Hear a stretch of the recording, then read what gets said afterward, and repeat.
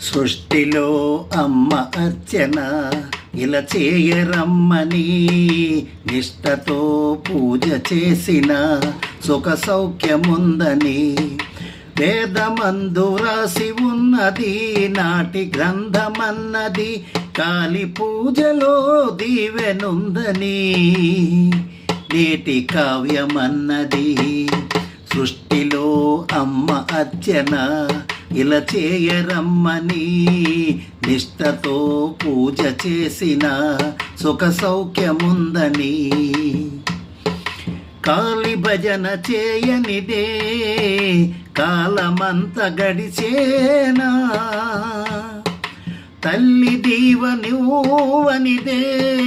జీవులంత బ్రతికేనా అమ్మ అండ అనురాగం చెందనిదే శాంతి లేదు ముక్తి రాదు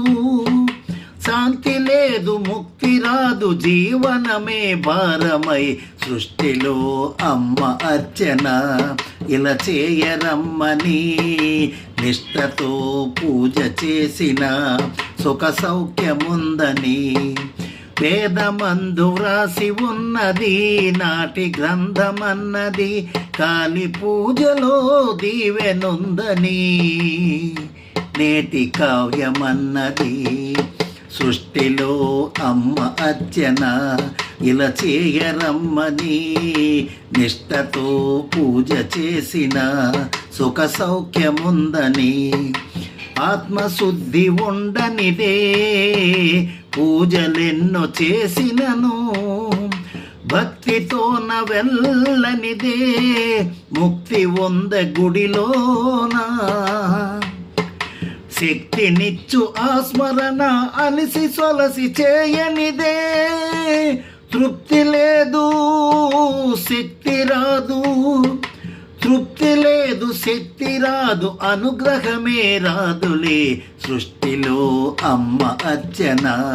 ఇలా చేయరమ్మని నిష్టతో పూజ చేసిన సుఖ సౌఖ్యముందని మనసారిల కొలవనిదే మాత మమత పొందేనా ఆరాధనలందనిదే అమ్మ మనసు కరిగేనా గుండె గోస చేరనిదే శరణు స్మరణ తాకనిదే ఆశ లేదు అమ్మ రాదు ఆశ లేదు అమ్మ రాదు దర్శనమే లేదులే సృష్టిలో అమ్మ అర్చన ఇలా చేయరమ్మని నిష్టతో పూజ చేసిన సుఖ సౌఖ్యముందని వేదమందు వ్రాసి ఉన్నది నాటి గ్రంథమన్నది కాలి పూజలో దీవెనుందని నేటి కావ్యమన్నది సృష్టిలో అమ్మ అర్చన ఇలా చేయరమ్మని నిష్టతో పూజ చేసిన సుఖ సౌఖ్యముందని భక్తిగాను జనం పొందెదా పుణ్యము ఆరాధనే ఆ దేవికి అతి ప్రీతికరము అమ్మ అభయం జన్మధన్యం సహభక్తులకే రాజు రచన గీతము రాజు రచన గీతము నాగభూషణుని భావం సృష్టిలో అమ్మ అర్చన ఇలా చేయరమ్మని నిష్టతో పూజ చేసిన సుఖ సౌఖ్యముందని వేదమందు వ్రాసి ఉన్నది నాటి గ్రంథమన్నది కాలి పూజలో దీవెనుందని నేటి కావ్యమన్నది సృష్టిలో